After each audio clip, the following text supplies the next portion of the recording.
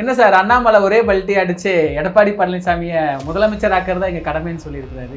Edappadi master the art of teaching. அவரை 20% மேல நீங்க வளர்த்து விட்டீங்கன்னா 29 மோடியை ஏமாத்துவாரு. முட்டாள்தனமா குதிரைக்கு கடிவாளம் போட்ட மாதிரியே விஷயங்களை பார்த்துட்டு போயிட்டு இருப்பாப்புல. ஒரு உரையில 2 வாள் இருக்க முடியாது. எடப்பாடியை வீழ்த்தினாதான் அண்ணாமலைக்கு அரசியல். எடப்பாடியும் கார்டர் நட்டு கிராக் சாதாரண ஆள் இல்ல, பிடிச்சதை விட மாட்டாரு. பூமரங்கள்னு 52 வயசு தாண்டின ரிட்டையர்மெண்ட் ஏஜ் நோக்கி போயிட்டு இருக்கக்கூடிய விஜயை அண்ணாமலை சொல்லும் போது அப்ப என்டிஏக்குள்ளார ஆப்ஷன் இல்லாதனாலதான் டிடிவி தினகரன் விஜய் எல்லாம் புகழ்ந்து பேச ஆரம்பிச்சிட்டாரா சார்? தப்பு இல்லையே. விஜயகாந்த் லீடர், விஜய் என்டர்டெய்னர், தலைவர் அல்ல.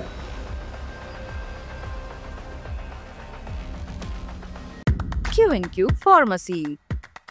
Invest smart, earn extraordinary, guaranteed return, 100% buyback assurance. Q&Q Pharmacy.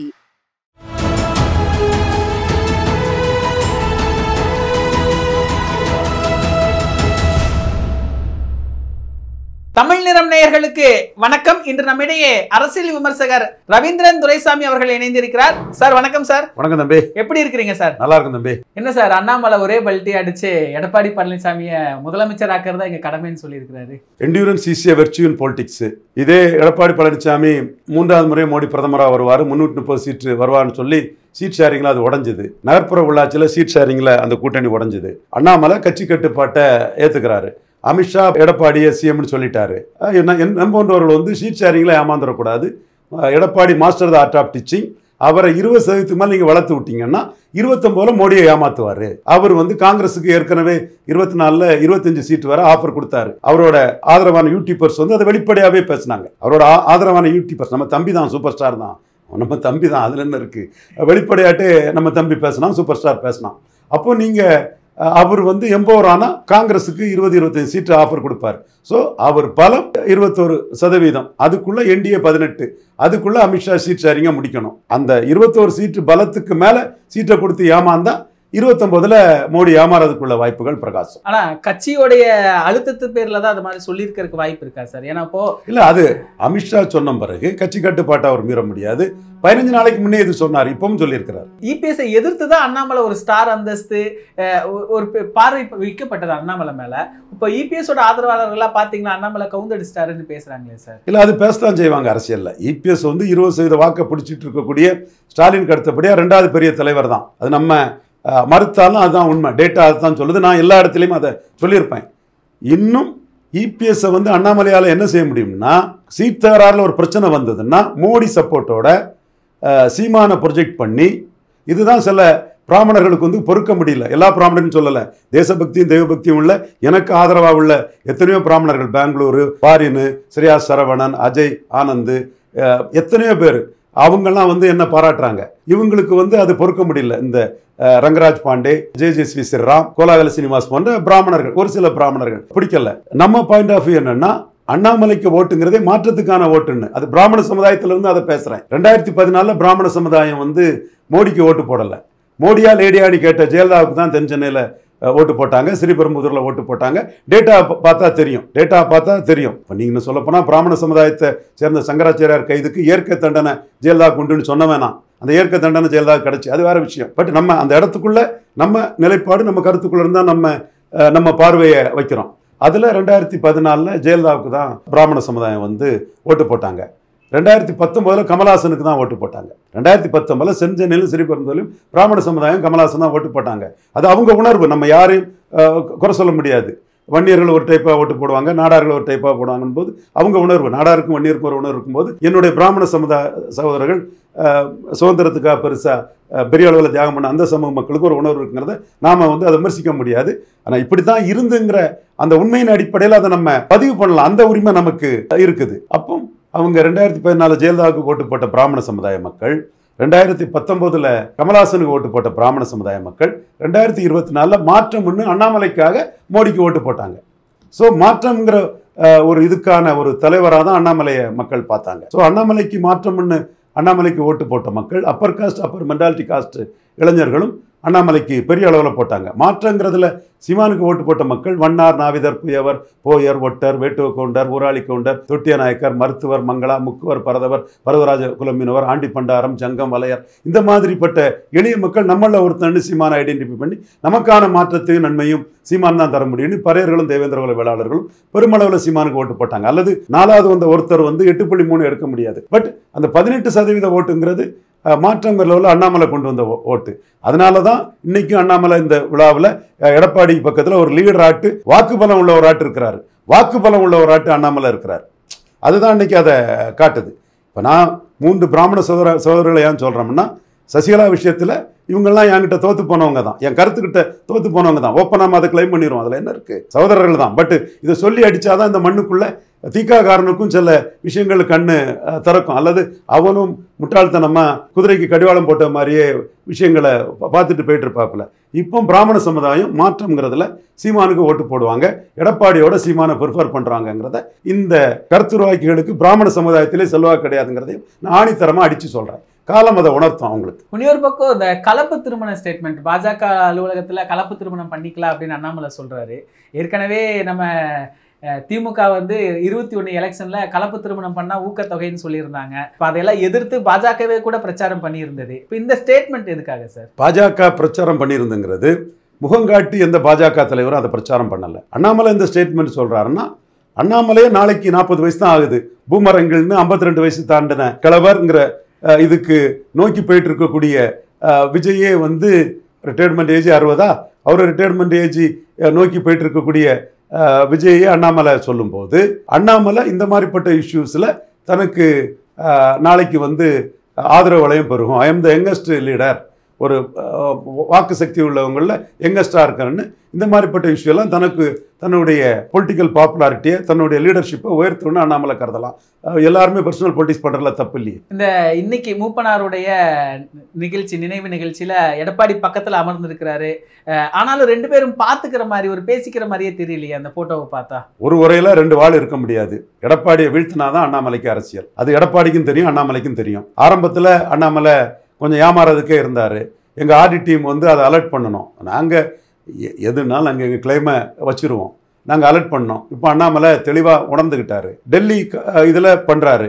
இப்போ அண்ணாமலைக்கு நோக்கம் தான் எடுத்த 11.4% உரிய சீட்டை வாங்கணும். முடிவெடுத்தாச்சு. இப்போ அவரோட ஐபிஎஸ் ஆஃபீஸர், மேனேஜ்மெண்ட் தெரிஞ்சவர், முடிவெடுக்கிறதுக்கு வர அவர் மாறுபட்ட கருத்தை சொல்லுவார். முடிவெடுத்தா எடுத்த முடிவுக்கு தக்கன போயிடணும். இப்போ முடிவெடுத்தாச்சு எடப்பாடி சிஎம்னு. பட் அந்த முடிவில் சீட் ஷேரிங் முக்கியம். இதுக்குள்ளே நிர்மலா சீதாராமன், மோடி, பிஎம்ஓ, ஆடிட்டர் குருமூர்த்தி, அண்ணாமலை உரிய சீட்டு கிடைக்கலன்னா நிதிஷ்குமார் மாதிரி சீமானை ப்ரொஜெக்ட் பண்ணலாங்கிற ஒரு எண்ண ஓட்டமும் அவங்களுக்கு இருக்குது. ஆர்டி டீம் நாங்கள் அதை தெளிவாக சொல்லிட்டு இருக்கோம். சசிகலா விஷயத்தில் நாங்கள் ஜெயித்தது 100% ஜெயித்தோம். வெற்றி எங்களுக்கு தான். அது மனச்சாட்சி உள்ள தமிழனுக்கு தெரியும். அவன் தீக்காக்காரனாக இருந்தாலும் சரி, வலதுசாரி என்னுடைய தேசபக்தி தெய்வத்தில் பிராமண சமுதாயம் இருந்தாலும் சரி, ஜெயித்தவன் ரவீந்திரனுக்கு ஆர்டி டீம்னு தெரியும். ஆனால் இதுலேயே நாங்கள் ஜெயிப்போம்னு அறுதிட்டு உறுதியாக சொல்ல முடியாது. 50-50 சான்ஸ் தான். ஏன்னா சீமானே இந்த இதுக்குள்ளே 214 தனிச்சு நிற்பேன், திமுகவும் அதிமுகவும் காங்கிரஸ் பாஜகவின் ஊதுகுழல்கள், ஒட்டுணிகள், தொங்கு சதைகள்னு ஒரு முடிவெடுத்துட்டு போகும்போது, மோகன் பகவத் 3 குழந்தைகள்லாம் ஒரு நக்கல் ஐயாண்டி பண்ணிட்டு போகும்போது எங்களுக்குள்ள வெற்றி வாய்ப்பு இதில் 50-50 தான். ஆனால் நாங்கள் பாஜகவுக்கு ஒரு பார்கெனிங்கை ஏற்றுறதுக்கும், இப்படி ஒன்று நடந்தால் நம்ம 150 தொகுதியில் 3வது பேருமங்கிற அச்சத்தை எடப்பாடி பழனிசாமி கொடுக்கறதுக்கும் தொடர்ந்து இதை பேசிகிட்டு இருக்கோம். நீங்கள் சொல்கிறதெல்லாம் வச்சு பார்த்தா இபிஎஸ்க்கு எதிராக தான் அண்ணாமலை காய் நகர்த்து வர மாதிரி தெரியுதே சார். இபிஎஸ் வீழ்த்தினாதான் அண்ணாமலைக்கு எதிர்காலம். அதில் எந்த மாற்றமும் இல்லை. இந்த ஒரு வரையில் 2 வாள் இருக்க முடியாது. இந்த தேமுதிக என்ன சார், இன்னைக்கு மூப்பனாரோடைய நினைவு இந்த நிகழ்ச்சியில் கலந்துருக்கிறாரு, எல்கே சுதீஷ் வந்திருக்கிறாரு. எல்லா இடத்துலையும் கேம் விளையாடுறாங்களா சார் அவங்க? ஆப்ஷன் ஓப்பன்னு போகிறாங்க, பொறுத்திருந்து பார்க்கணும். ஆப்ஷன் ஓப்பன்னு போகிறாங்க. இதில் என்டி ஆப்ஷனும் அவங்களுக்கு இருக்குன்னு பார்க்குறாங்க. அவங்க 2021 அந்த ஒரு துணிச்சலாக பிரேமலதா அம்மையார் ஒரு கருத்தை சொன்னாங்க. ஜாதிவாரி கணக்கெடுப்பு இல்லாமல் ஒரு ஜாதிக்கு 10.5 கொடுக்கக்கூடாதுன்னு சொன்னாங்க. நானும் அதை சொன்னேன். ஜாதிவாரி கணக்கெடுப்பு இல்லாமல் ஒரு ஜாதிக்கு 10.5 கொடுக்கக்கூடாதுன்னு சொன்னேன். சுனில் கனகோலுக்கும் எனக்கு அதில் பெரிய தகராறே வந்தது. எடப்பாடி எடப்பாடியில் ஜெயிக்கிறதுக்கும் யார் எக்கேடு கட்டு போனால் என்ன, வண்ணார், நாவிதர், குயவர், போயர், ஒட்டர், வேட்டுவ கவுண்டர், ஊராளி கவுண்டர், தொட்டிய நாயக்கர், மருத்துவர், மங்களா, முக்குவர், பரதவர், பரதராஜ குலமீனவர், ஆண்டி பண்டாரம், ஜங்கம், வலையர், யோகீஸ்வரர் போன்ற சமூகங்கள் நலன் குப்பைக்கூடையில் போனால் என்னன்னு இந்த சமூகங்களுக்கெல்லாம் எவ்வளவு அநீதி இணைச்சி மிக அநியாயத்தை எடப்பாடி பழனிசாமியும் சிவி சண்முகமும் செய்தாங்க. அப்போது முக்குலத்தோர்கள் கடுமையாக எடுத்தாங்க. பிரேமலதா அம்மையார் அவங்க எம்பிசி கேட்டகரியில் வேறு கேட்டகரினாலும் கூட ஜாதிவாரி கணக்கெடுப்பு இல்லாமல் ஒரு ஜாதிக்கு இது கொடுக்கக்கூடாதுன்னு சொல்லும்போது அவங்கள 2021 எடப்பாடி பழனிசாமி கலத்தி விட்டுட்டாரு. அவங்க தினகரன் கூட்டணியில் போனாங்க. என்னன்னு நமக்கு தெரிஞ்ச விஷயம்தான். அதற்கு பிறகு 2024 கூட்டணிக்கு வேறு ஆளே இல்லாத சூழ்நிலையில் 5 சீட்டு கேப்டன் சிம்பதி, பிரேமலதா அம்மையார் லீடர்ஷிப்பு, பிரச்சார பலம் இதுக்கெல்லாம் சேர்த்து அவர் ஒரு 5 சீட்டை கொடுத்தாரு. இப்போ அவங்க எடப்பாடியை வச்சு ஜெயிக்க முடியாதுன்னு நினைக்கிறாங்க. எடப்பாடிக்கு vote transferring capacity, seat converting capacity இல்லைன்னு நினைக்கிறாங்க. அதே வேளையில் திமுகவில் போதுமான சீட்டு வேணும்னா என்டிஏ இவங்களெல்லாம் காட்டி ஒரு ஆப்ஷன் இருந்தால் தான் அங்கே பார்கெயின் பண்ண முடியும்னு நினைக்கிறாங்க. திமுக கூட்டணியில் தான் ஸ்டாலின் தர்றது எம்பி போஸ்ட், எம்எல்ஏ போஸ்ட்னு அவங்களுக்கு தெரிஞ்சாலும் ஒரு குறிப்பிடத்தக்க சீட்டு வேணும்னா என்டிஏ காட்டி பார்கெயின் பண்ணணும்னு நினைக்கிறாங்க. என்னோட அனுமானம் அவங்களோட ஆப்ஷன் தான் NDA ADMK, priority DMK alliance தான் நான் நினைக்கிறேன். காலம் தான் அதை பதில் சொல்லணும். இன்னொரு பக்கம் ஓபிஎஸ் சொல்றாரு, எங்களெல்லாம் ஒன்று சேர்த்தாம நீங்க எந்த கூட்டணி அமைச்சாலும் வெற்றி பெற முடியாது அப்படின்னு சொல்றாரு. அமித்ஷாக்கே நேரடியா சொல்றாரா, எங்களை ஒருங்கிணைக்காம உங்களுக்கு வெற்றியே கிடையாதுன்னு சொல்றாரா?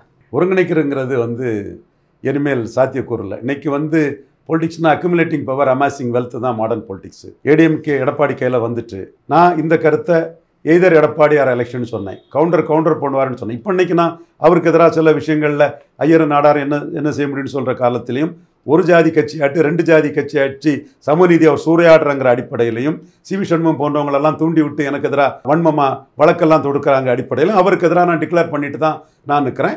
நான் அதில் எந்த மாற்றமும் இல்லை. நாளைக்கு மோடியை ஏமாற்றக்கூடிய தன்மை கொண்டவர், அதனால் மோடி அவர்கிட்ட அலர்ட்டாக இருக்குன்னு தான் நான் பேசுகிறேன். பட் அவர் பிடிச்சதை விட மாட்டார். யாருமே விட மாட்டாங்க. யாருங்க விடுவா? அவர் விமர்சனம் பண்ணுறாங்கிற கையில் பிடிச்சதை எப்படிங்க விடுவாங்க? அது பெரிய சொத்து.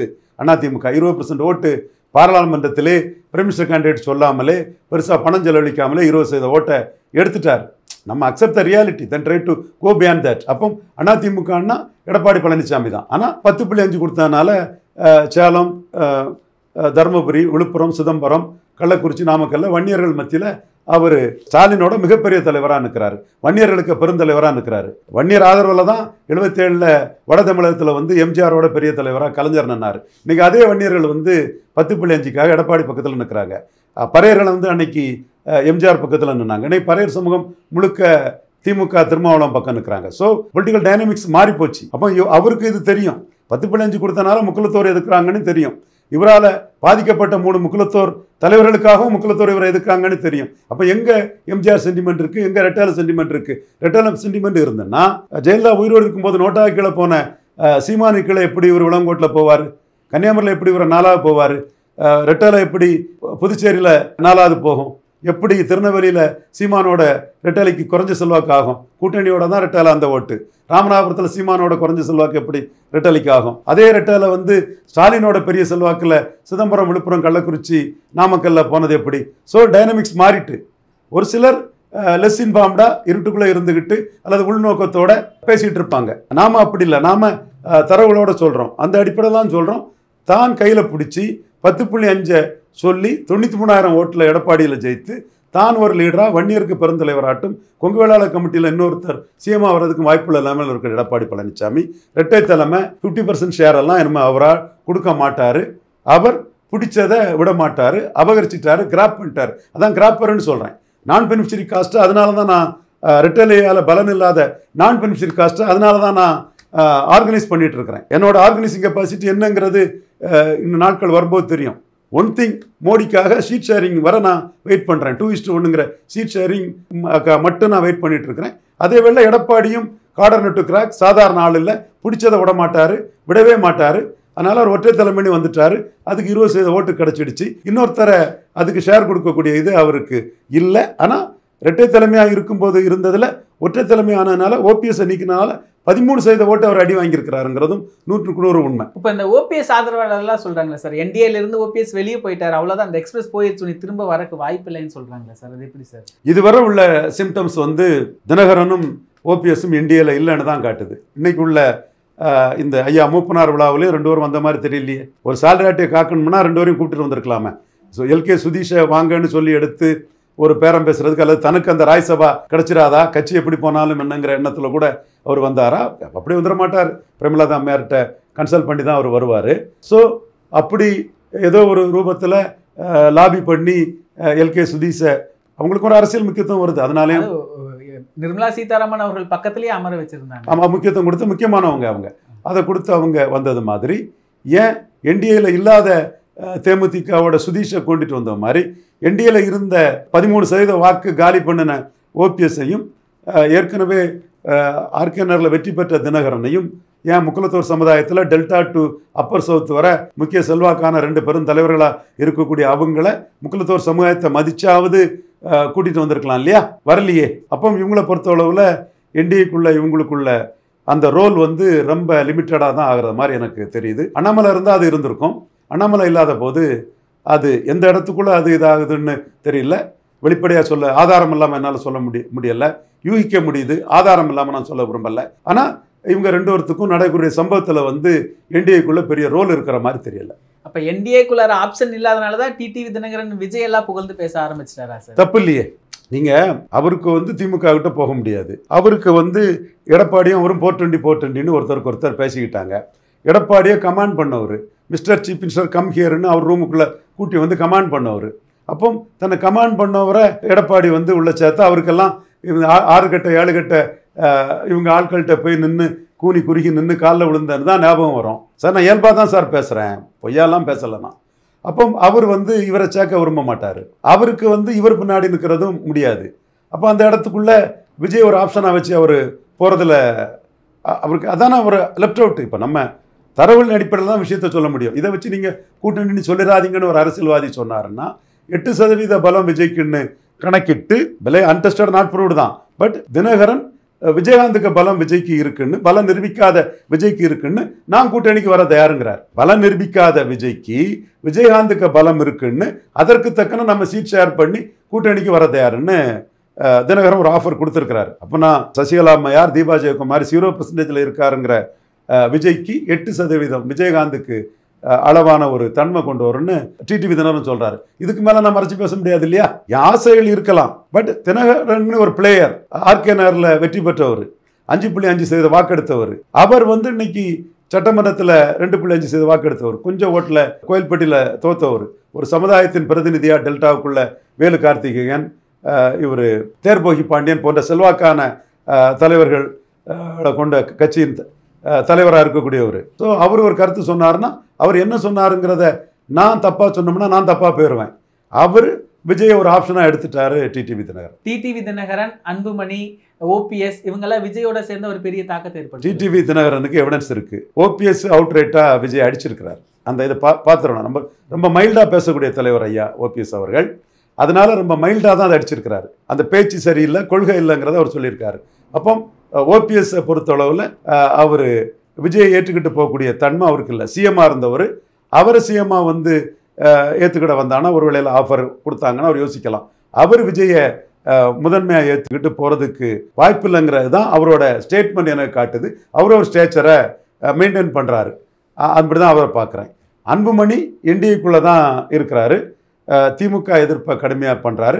பட் நான் மீண்டும் சொல்கிறேன், 1 இயர் ஓட்டில் அன்புமணி இழந்திருக்கிறார். அன்புமணியும் ராமதாஸுமே இழந்திருக்காங்க, பாமக இழந்திருக்காங்க. அதில் அவங்க இழந்த இடம் சேலம் 9% தான். நீங்கள் பூத் வைஸ் எடுத்து பாருங்க, அன்புமணியும் சரி டாக்டர் ஐயாவும் சரி, 1 இயர் ஓட்டு உங்களுக்கு அந்த 9%ல் பாதி கூட இல்லை.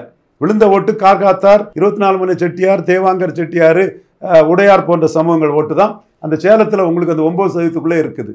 நீங்கள் விழுப்புரத்தில் இழந்திருக்கீங்க. அங்கே விழுப்புரத்துலேயும் 1 இயர் ஓட்டு கொஞ்சம் கணிசமாக விழுந்திருக்கு விழுப்புரத்துக்குள்ளே. இங்கே 1 இயர் ஓட்டு சேலத்துக்குள்ளே எடப்பாடிக்கு நல்லாவே போயிட்டு.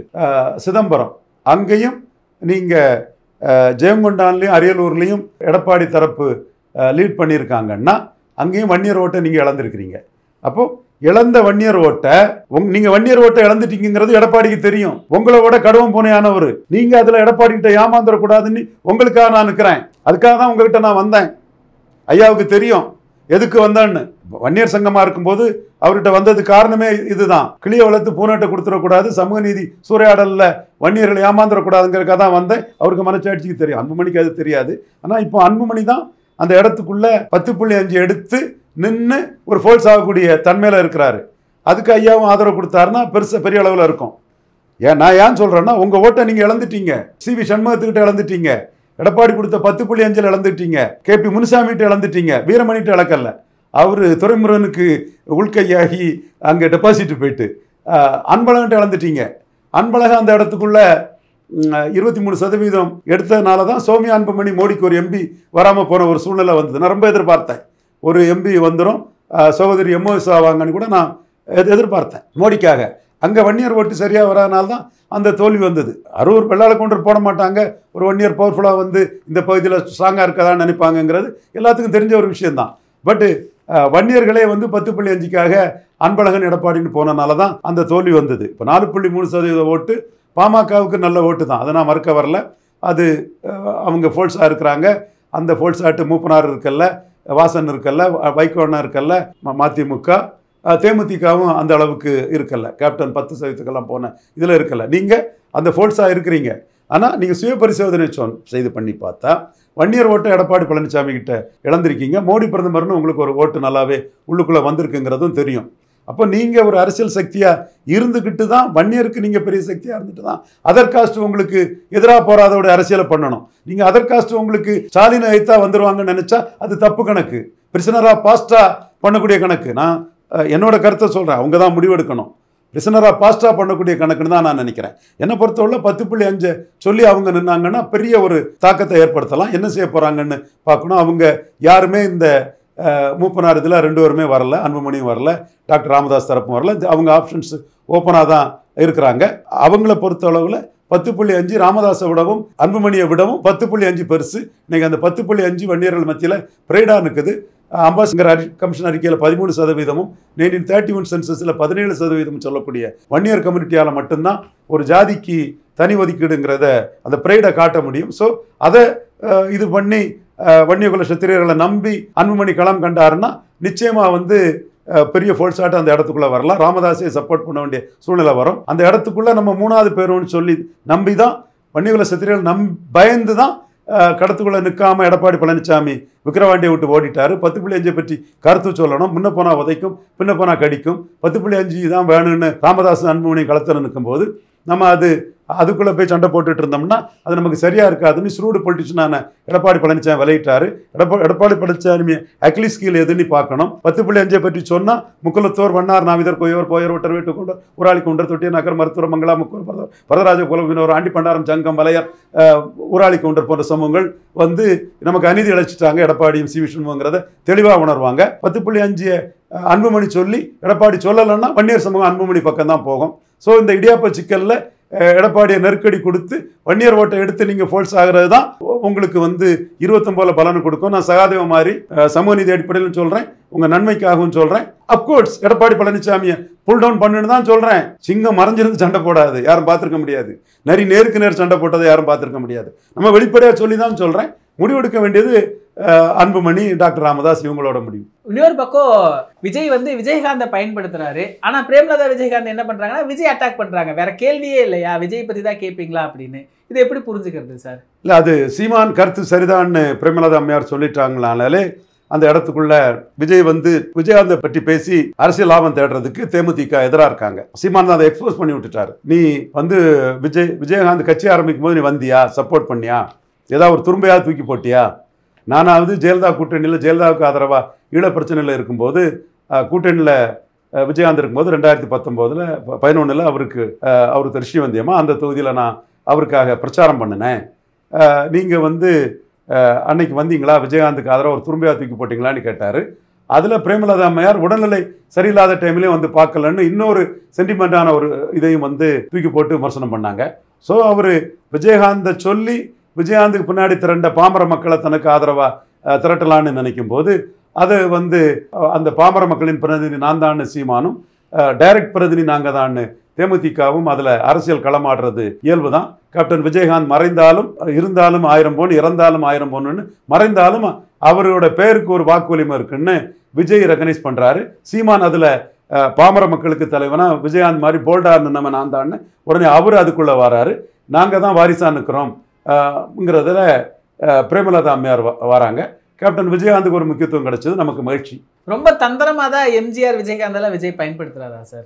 எம்ஜிஆர்ங்கிறது வந்து அந்த பயன்பாடு 89லே முடிஞ்சு போச்சு. இப்போ செல்வாக்கு இல்லைங்கிறீங்களா? செல்வாக்கு இல்லைன்னு இல்லை, எம்ஜிஆருக்குன்னு ரசிகர்கள் இருக்காங்க, ஆதரவு இருக்காங்க. அண்ணன் சைதை துரைசாமி எம்ஜிஆர் புகழை பாராட்ட பயங்கரமாக பாடுபடுறாரு. கேசி பழனிசாமி எம்ஜிஆருக்காகவே அவர் ஒரு திமுக அமைச்சராக இருக்கலாம், நம்ம சொல்லியும் கேட்காம நின்றுட்டார் 2021. ஸோ இல்லைன்னு சொல்ல வரல, நண்பர்கள் இருக்கிறாங்க. பட் அந்த வாக்கு இதுங்கிறது 2089 இறந்ததும் எம்ஜிஆர் பேரை ஜானகியும் ஜெயலலிதாவும் கடுமையாக அடிச்சுக்கிட்டாங்க. எம்ஜிஆரை மோரில் விஷம் கொடுத்து கொண்டாங்க ஜானகின்னு, எம்ஜிஆர் இமேஜ் தனக்கு தான் வரணும்னு ஜெயலலிதா பண்ணாங்க. நாட்டுக்கு ஜெயலலிதா, வீட்டுக்கு ஜானகின்னு அவங்க ஒரு கேப்ஷனை விட்டு இது பண்ணாங்க. அதில் 2/3 ஓட்டு அதிமுக ஓட்டை ஜெயலலிதா எடுத்தாங்க, 1/3 ஜானகி அம்மையார் கிடச்சிது. ஜானகி அம்மையார் மீண்டும் சேரும்போது ரெட்டையில் எம்ஜிஆருக்கு சின்னத்தில் தான் ஜெயலலிதா ஜெயித்தாங்க, சேவல் சின்னத்தில் ஜெயலலிதா ஜெயிக்கலைங்கிறது வரலாறு சொல்லிச்சு. அப்போ எம்ஜிஆருக்கு வந்து மரங்காபுரி மதுரை கிழக்கில் எம்ஜிஆருக்கு சிம்பலில் அவங்க 50% மேலே போனாங்க. அதுக்கு பிறகு ஜே ஃபிலிம் சிட்டின்னு தன் பேரே வச்சாங்க. அந்த இடத்துக்குள்ளே வீரப்பன் ஜானகினி ஓட்டெல்லாம் ரஜினிகாந்த் ரூபத்தில் கலைஞருக்கு வந்தது. அப்புறம் கலைஞரே வந்து அதை எம்ஜிஆர் ஃபிலிம் சிட்டின்னு மாற்றிட்டாங்க. அப்புறம் இன்றைக்கி எம்ஜிஆர் ஃபிலிம் சிட்டின்னு தான் இருக்குது. அதுக்கு பிறகு ஒரு விஜயகாந்த் வரும்போது கருப்பு எம்ஜிஆர்னு ஒரு இதை பண்ணாங்க. அப்புறம் கருப்பு எம்ஜிஆரே ஜெயலலிதா கூட கூட்டணி சேர்ந்துக்கிட்டாரு. அது பிறகு கமல்ஹாசன் வரும்போது எம்ஜிஆர் ஆட்சி அமைப்புன்னு சொன்னார். அப்போ தான் அதில் ரிவர்ஸ் ஆர்டர் வருது.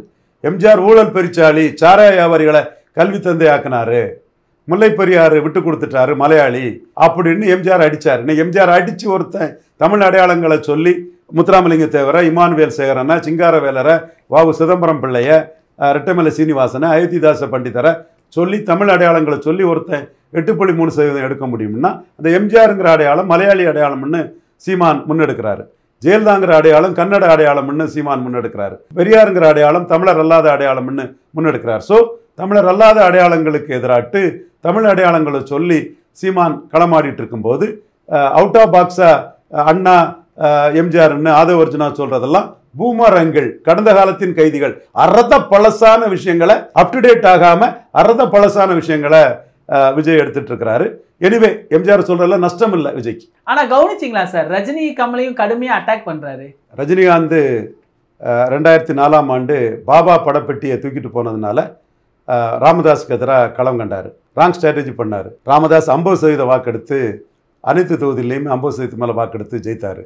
ஊதி பறக்க விட்ட பலூனில் ஊசியை வச்சு குத்திட்டேன்னு டாக்டர் ராமதாஸ் சொன்னார் ரஜினிகாந்தை. அன்னைக்கு ஜெயலலிதா ரஜினிகாந்தை ஆதரித்த கேண்டிடேட்டு சங்கராச்சாரியார் ரெக்கமெண்ட் பண்ண கேண்டிடேட்டு தடா பெரியசாமி வந்து சிதம்பரத்தில் 3வது போனார். நானே அண்ணன் ரஜினிகாந்த்கிட்ட திருமாவளவன் ஆதரிக்கலைன்னா சிக்கல், திருமாவளவன் ஆதரிச்சுட்டு தடாவை விட்ரா பண்ண சொல்லிவிட்டு மற்ற தொகுதிகளில் திருமாவளவன் ஆட்களை விட்ரா பண்ண சொல்லிவிட்டு அதிமுக பாஜகவுக்கு சப்போர்ட் பண்ணுவோங்கிறத அண்ணன்கிட்ட சொன்னேன். அவர் வந்து அதெல்லாம் கேட்காம ஒரு இது பண்ணார். விளைவு அவர் ஆதரித்த கேண்டிடேட்டு டெபாசிட் போயிட்டு. இங்கே ரஜினியை பற்றி பார்க்கக்கூடிய விஜய் அவர்கள் ரஜினி ஆதரித்த கேண்டிடேட்டே டெபாசிட் போச்சுன்னா பாபா படப்பட்டியை தூக்கிட்டு போனது மக்களுக்கு ஒரு இஷ்யூ இல்லை, ரசிகர்களுக்கு இஷ்யூ, மக்களுக்கு அது இஷ்யூ இல்லைங்கிறத விஜய் புரிஞ்சுக்கிட்டா சரி.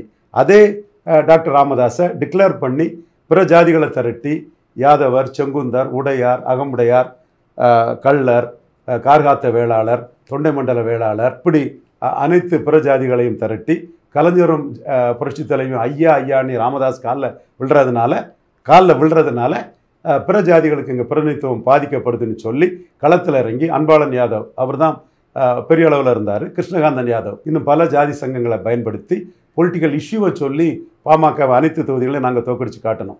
எங்கள் அண்ணன் ரஜினிகாந்த் தோத்த இடத்துல நாங்கள் 2009 அனைத்து தொகுதிகளையும் தோக்கடிச்சு காட்டணும். அப்போ அரசியல்னா இஷ்யூ வேணும். ரஜினிகாந்த் இஷ்யூ இல்லாமல் தோத்தாருங்கிறதையும் விஜய் புரிஞ்சுக்கிட்டாருன்னா, சிவாஜி சரத்குமார் இதில் கூட்டம் கலைஞ்சதையும் புரிஞ்சுக்கிட்டாருன்னா விஜய் சிலதை உணர்வார். உணரலைன்னா பட்டு திறந்துட்டு நமக்கு என்ன. மோடியும் கடுமையாக அட்டாக் பண்ணுறாரு சார். பாராளுமன்ற கட்டிடத்தில் சான்ஸ்கிரிட் இருக்கு, என் தமிழ் இல்லைன்னு கேட்கட்டு, தமிழில் இருந்து வந்தது தான் தெலுங்கு மலையாளம் கன்னடம்ங்கிறத ஏன் கேட்கட்டு, சும்மா ஒரு இதுக்குள்ளே எழுதி கொடுத்ததை பேசியிருக்கிறார். இதெல்லாம் பெருசாக எடுத்துக்க வேண்டியதில்லை. கோயம்புத்தூரில் வந்து மோடியை பார்த்தவர் தான். நாளைக்கு என்ன ஓட்டு கிடைச்சதோ அந்த ஓட்டை எடுத்துகிட்டு மோடிக்கிட்ட வருவார்னு நினச்சிட வேண்டியதான். இப்போது அந்த மதுரை மாநாட்டை நிறைய பேர் கிளாரிஃபை பண்ணுறாங்க சார். ஆனால் இது விஜய்க்கு ஒரு நெகட்டிவ் சைடு தானே கொடுத்துருக்கு சார். கூட்டம் சரியாக பேசல அப்படிங்கிறதெல்லாம். நான் பேசுறதுக்குள்ளெல்லாம் நான் போகலை, அது நிறைய பேர் போயிட்டு இருக்கிறாங்க. கூட்டம் கலைஞ்சதுமே நான் முடிச்சு வச்சுட்டேன். கூட்டம் கலைஞ்சதுமே இன்னொரு சிவாஜி பேசுறதுக்கு முன்னாடியே நீங்கள் முடிச்சு வச்சுட்டேன். கூட்டம் கலைஞ்சதுமே நான் முடிச்சு வச்சுட்டேன். கூட்டம் கலைஞ்சதுமே இது சிவாஜி சரத்குமார் பாதையில் தான் போகுதுன்னு முடிச்சு வச்சுட்டேன். ஏன்னா சிவாஜியை பார்க்க கூட்டம் வரும். சிவாஜி வந்ததும் சோடா வாங்கி முகத்தெல்லாம் கழுவி நான் மேக்கப் போடலன்னு காட்டுவார் அண்ணன். அதில் இயல்பாட்டே டயர்டானதுக்கு இது பண்ணதுன்னு கூட எடுத்துக்கலாம், ஓகே. ஆனால் அந்த கூட்டம் அவரை பார்த்ததும் அப்படியே கலைய ஆரம்பிச்சிடும். ஏன்னா எங்களுக்கு 77ல் சிவாஜி மோசஸுக்கு ஆதரவாக வரும்போது நாங்கள் ரொம்ப இதாக தான் இருந்தோம். ஏன்னா ஜனதா ஜெயிக்கணும், எமர்ஜென்சி எதிர்ப்பில் நாங்கள் இருந்தோம். பட் சிவாஜி மேலே பட்டுதல் இருந்ததுனால நான், அஜய் சந்திரா, சாலம், எபனேஸ்வர் ஜேக்கப் எல்லாமே பார்க்க வந்துட்டோம். வந்ததும் சிவாஜி வந்தார், மேடையில் இருந்தார்.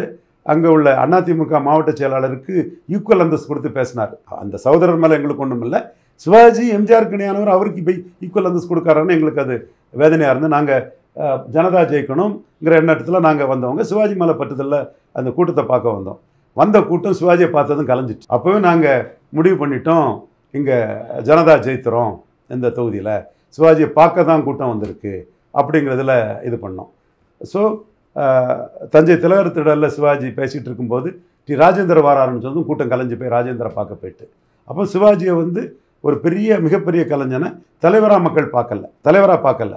அப்போ கூட்டம் வந்து தலைவராக பார்த்தா இந்த தலைவர் என்ன பேசுகிறாருங்கிறத கடைசி வரை நின்று கேட்கும். அதான் நான் எல்லாத்துட்டையும் சொல்கிறேன். விஜயகாந்துக்கு மதுரை மாநாடு வீடியோவையும் விஜய்க்கு மதுரை மாநாடு வீடியோவையும் போட்டு பாருங்கள். விஜயகாந்த் லீடர், விஜய் என்டர்டெய்னர் தான், தலைவர் அல்ல. கேட்க வந்த கூட்டம் இல்லை, பார்க்க வந்த கூட்டம். நீங்கள் என்னத்தை வச்சு என்ன தகுதித்தகம் பண்ணாலும் பலன் நிரூபித்த யாரும் இதை ஏற்றுக்க மாட்டாங்க. தினகரன் வாராரா, வேறு வழி இல்லாமல் வராரு. அது எப்படி வருது, ஷீட் ஷேரிங்னு நம்ம பார்க்கலாம், அதே நம்ம மறுக்கலை. பட்டு ஓபிஎஸ், தேமுதிக எல்லாத்துக்குமே அது தெரிஞ்ச விஷயந்தான்.